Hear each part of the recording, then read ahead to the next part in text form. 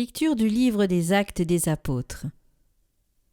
Pendant qu'Apollos était à Corinthe, Paul traversait le haut pays. Il arriva à Éphèse, où il trouva quelques disciples. Il leur demanda : « Lorsque vous êtes devenus croyants, avez-vous reçu l'Esprit Saint ?» Ils lui répondirent : « Nous n'avons même pas entendu dire qu'il y avait un Esprit Saint. » Paul reprit : « Quel baptême avez-vous donc reçu ?» Ils répondirent : « Celui de Jean le Baptiste. » Paul dit alors : « Jean donnait un baptême de conversion. Il disait au peuple de croire en celui qui devait venir après lui, c'est-à-dire en Jésus. » Après l'avoir entendu, ils se firent baptiser au nom du Seigneur Jésus. Et quand Paul leur eut imposé les mains, l'Esprit Saint vint sur eux, et ils se mirent à parler en langue mystérieuse et à prophétiser. Ils étaient une douzaine d'hommes au total. Paul se rendit à la synagogue, où pendant 3 mois, il prit la parole avec assurance. Il discutait et usait d'arguments persuasifs à propos du royaume de Dieu.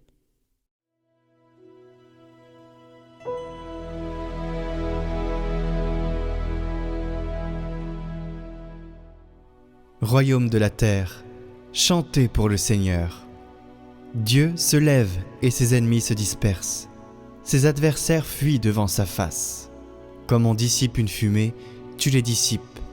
Comme on voit fondre la cire en face du feu, les impies disparaissent devant la face de Dieu. Mais les justes sont en fête, ils exultent. Devant la face de Dieu, ils dansent de joie. Chantez pour Dieu, jouez pour son nom. Frayez la route à celui qui chevauche les nuées. Son nom est le Seigneur. Dansez devant sa face. Père des orphelins, défenseur des veuves, tel est Dieu dans sa sainte demeure.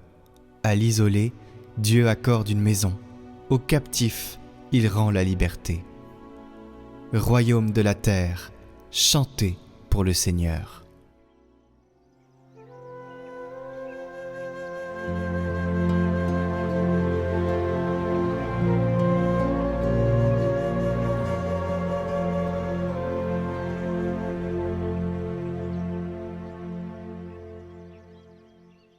Évangile de Jésus-Christ selon saint Jean.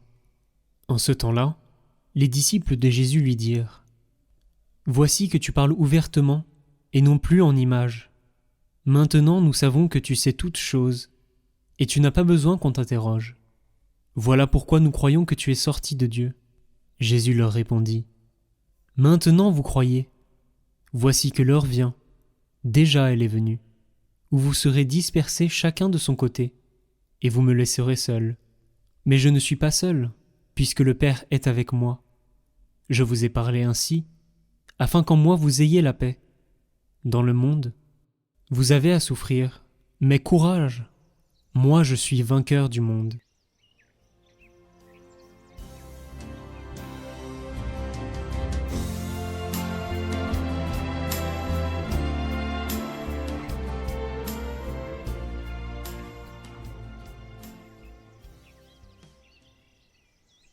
Supporter.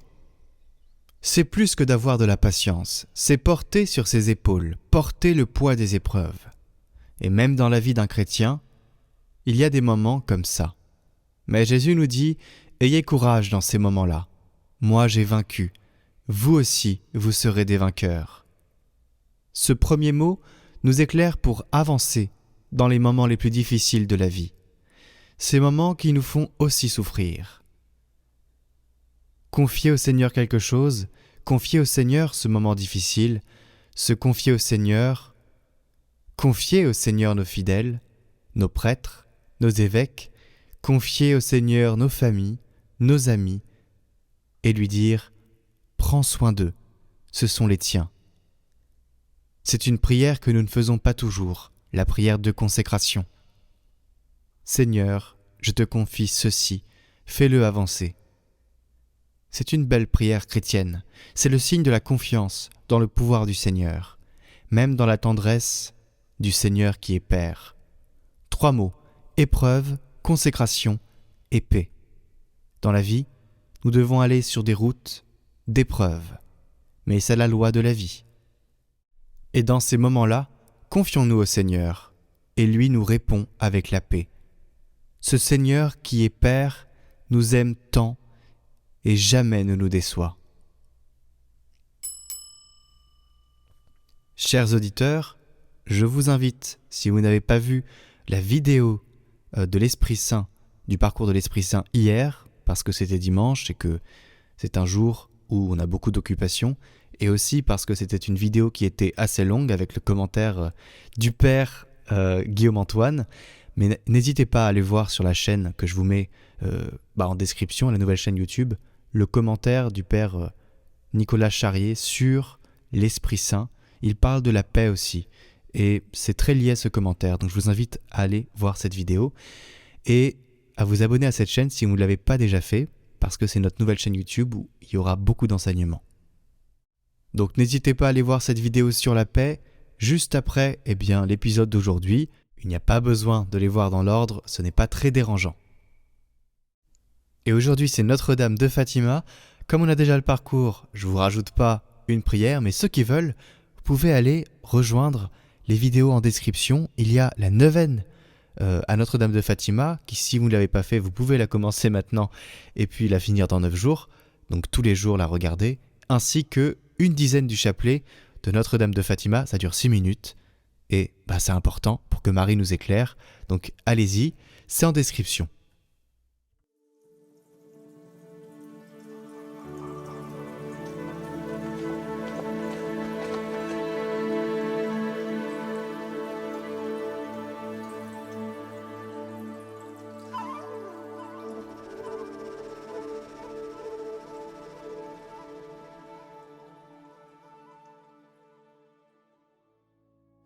Bonjour frères et sœurs, j'espère que vous vous êtes laissés envahir par la paix de Dieu, par son shalom tout au long de la journée d'hier. Aujourd'hui, nous nous retrouvons pour découvrir que Dieu veut collaborer avec nous et que nous pouvons l'entendre nous parler. Il veut travailler avec nous, il veut nous indiquer sa voie, son chemin.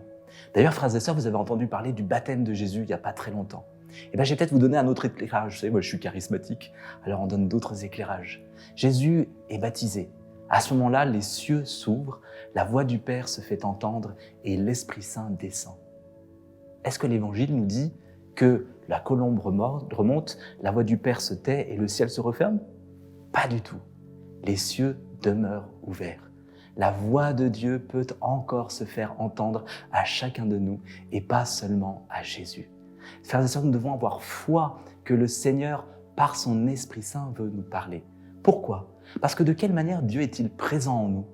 C'est pas Dieu le Père, sinon on exploserait par sa toute-puissance. C'est pas Jésus, parce qu'il est avec son corps auprès de Dieu, c'est la fête de l'Ascension. Mais il est présent en nous par son Esprit Saint. Et depuis le baptême, nous sommes le temple de l'Esprit Saint. D'ailleurs, Jésus, à un moment donné, il utilise un terme spécial pour nous parler de l'Esprit Saint. Il nous dit qu'il est notre avocat. Alors aujourd'hui, l'avocat, on voit dans un tribunal, le juge, et c'est celui qui parle à notre place. Sauf que, à l'époque de Jésus, l'avocat, c'est celui qui se tenait à côté de celui qui était suspecté et il disait à l'oreille du suspect ce qu'il devait dire au juge. Eh bien, l'Esprit Saint, c'est cela.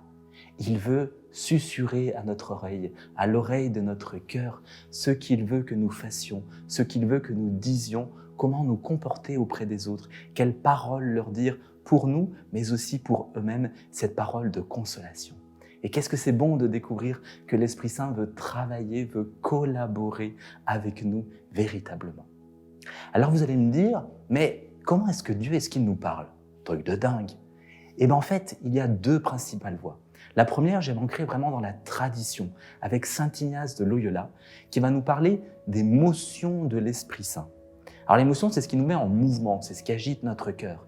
Tiens Seigneur, j'ai une décision à prendre. Alors une petite décision, Seigneur, je prends des chaussettes rouges ou des chaussettes jaunes aujourd'hui. On ne sait pas, ça peut être important. Ou alors, où est-ce que tu veux? Quelle voie je dois choisir entre tel métier et tel métier? Eh bien, priez le Seigneur. Esprit Saint, qu'est-ce que tu veux que je fasse? Où veux-tu que je m'oriente? Vers tel métier? Et vous voyez comment l'Esprit Saint va travailler votre cœur. Qu'est-ce que vous ressentez au fond de vous-même? Ou, tiens, tel autre métier. Et vous voyez comment ça réagit au fond de vous. Et là, vous écoutez, comme le dit saint Paul dans la lettre aux Galates, les fruits de l'Esprit Saint. Est-ce que telle décision vous conduit à plus d'amour, à de la joie, à de la paix, à la maîtrise de vous-même? Ah, ça c'est l'Esprit Saint qui me dit, là c'est pas mal, Père Nicolas, cette direction-là. Et puis sinon, vous sentez, ça me tend un peu, c'est un peu stressé, il y a même de la colère. Ça, c'est pas l'Esprit Saint. L'Esprit Saint vous dit, non, va pas dans cette direction-là. Et cela nous indique justement, par ces mouvements de notre cœur, ces mouvements de l'Esprit Saint en nous, qui veut nous orienter vers le beau, le bien, le vrai en permanence, quelles décisions nous devons prendre. Vous allez me dire, parfois je sens rien du tout. Eh bien, si les deux solutions sont vers le beau, le bien, le vrai, l'Esprit Saint vous dit, vas-y, je serai là pour continuer à t'accompagner et tu peux prendre la décision que tu veux. Écoute ton cœur tout simplement, tu as raison, ce que tu as envie de faire. Et puis la deuxième chose, c'est que, en fait, nous pouvons entendre la voix de Dieu. Alors peut-être pas comme Dark Vador, je suis ton père. Non, ça marchera peut-être pas comme ça. Mais en tout cas, Dieu veut nous parler. Et nous pouvons même entendre la voix de Dieu. C'est ce que saint Thomas d'Aquin dit. Il parle de la vox mentis. C'est très simple. Fermez les yeux un instant et dites votre prénom dans votre tête. C'est bon? Super. Et bien vous venez d'entendre la voix de Dieu. Parce que Dieu, il va s'appuyer sur nos propres capacités. Il va passer par notre propre voix pour nous parler. Moi, je suis quelqu'un qui a beaucoup d'imagination. Je vois beaucoup d'images, de choses comme ça. Je suis un grand visuel. Quand le Seigneur veut me parler, il va me donner des images encourageantes, édifiantes, réconfortantes. C'est ce que saint Paul dit. Quand Dieu nous parle, c'est pas pour nous enfermer, nous rendre tristes, mais au contraire, pour nous encourager, pour nous édifier, pour nous consoler, mais aussi pour édifier, encourager et consoler nos frères. Le Seigneur veut nous rejoindre là-dedans. Pourquoi? Pour nous sentir aimés et surtout aussi pour aimer les autres. Dieu peut nous parler par des images, par une phrase biblique à laquelle nous pensons, tiens, tel verset de la Bible, paf. Voire même, j'avais un ami que je connaissais qui voyait des références bibliques. Jérémie 31, 31, paf. On ouvre la Bible, voilà. Tiens, c'est ce que le Seigneur veut me dire aujourd'hui. Et ça, c'est bon. Aussi par des sentiments. Tiens, on est avec quelqu'un qu'on ne connaît pas et on sent d'un coup un moment de stress. C'est peut-être que la personne en face de nous, elle est stressée et qu'on a besoin de lui apporter une parole de réconfort. Tu sais, il me semble que le Seigneur me fait comprendre que tu es stressé en ce moment. Dieu me dit de te dire qu'il est là à tes côtés. Et c'est vrai, puisque Jésus le dit, je suis avec vous tous les jours jusqu'à la fin des temps. Il peut aussi nous faire ressentir des douleurs. Une fois, j'étais en évangélisation de rue à Paris, et puis on parlait avec un homme qui n'était pas croyant, pas terrible, et puis il avait une béquille qui était sur le banc à côté de lui. Et puis je sens tout d'un coup une douleur à ma cheville droite. J'ai jamais eu mal aux chevilles, même si parfois les chevilles qui enflent, mais c'était pas cette raison-là. Et je lui dis, est-ce que vous avez pas mal à votre cheville droite? Et il dit, si, mais comment vous le savez? Il me dit, il me semble que le Seigneur me fait comprendre cela. Et vous voyez, ce Jésus que je vous annonce, en fait, il veut aussi vous rejoindre dans cette douleur-là. Et je lui dis, est-ce que je peux prier pour votre guérison? Et il me dit, oui, il n'y a pas de souci, aucun problème. Alors, disons que ça me coûte pas l'argent. Je dis, donc, ne vous inquiétez pas, les dons de Dieu sont gratuits. On a prié pour sa guérison, je dis, essayez de marcher. Il a marché, il m'a dit, j'ai plus mal, je boite plus. Et il est reparti avec la béquille sous son bras. Vous voyez, le Seigneur veut nous indiquer comment rejoindre nos frères et sœurs pour qu'ils se sentent aimés par Dieu. Nous ne sommes pas la finalité, mais c'est le Seigneur la finalité. Et nous sommes appelés à être des Jean-Baptiste, à pointer toujours vers le Seigneur pour leur montrer que Dieu, il est proche, il est aimant. Alors ayons foi, Seigneur, ayons foi, frères et sœurs, de nous mettre à l'écoute du Saint-Esprit. Il veut nous parler, il veut collaborer avec nous pour nous indiquer la volonté de Dieu, non seulement pour nous-mêmes, par les mouvements de notre âme, mais aussi pour nos frères et sœurs en humanité qui ont tant besoin d'accueillir Dieu, de le connaître, d'être consolés par lui. Alors tout au long de cette journée, frères et sœurs, je vous inviterai peut-être à prendre un petit temps de prière de quelques minutes et de demander au Seigneur, « Seigneur, comment est-ce que tu m'aimes? De quelle manière est-ce que tu m'aimes ?» Et puis vous fermez vos yeux et vous demeurez à l'écoute de Dieu. Vous pourrez peut-être accueillir une image, une parole, un verset de la Bible. Et si cela vous encourage, vous réconforte, vous console, c'est que ça vient véritablement du Seigneur. Votre vie peut en être transformée, de découvrir comment Dieu vous aime. Alors frères et sœurs, belle journée avec le Seigneur, avec le Saint-Esprit, et que Dieu vous bénisse en abondance.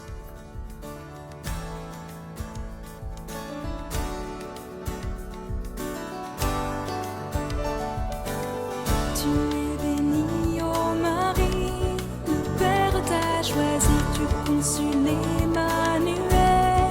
Pour nous ouvrir le ciel, viens enfanter en nos cœurs, le Fils de Dieu sauveur.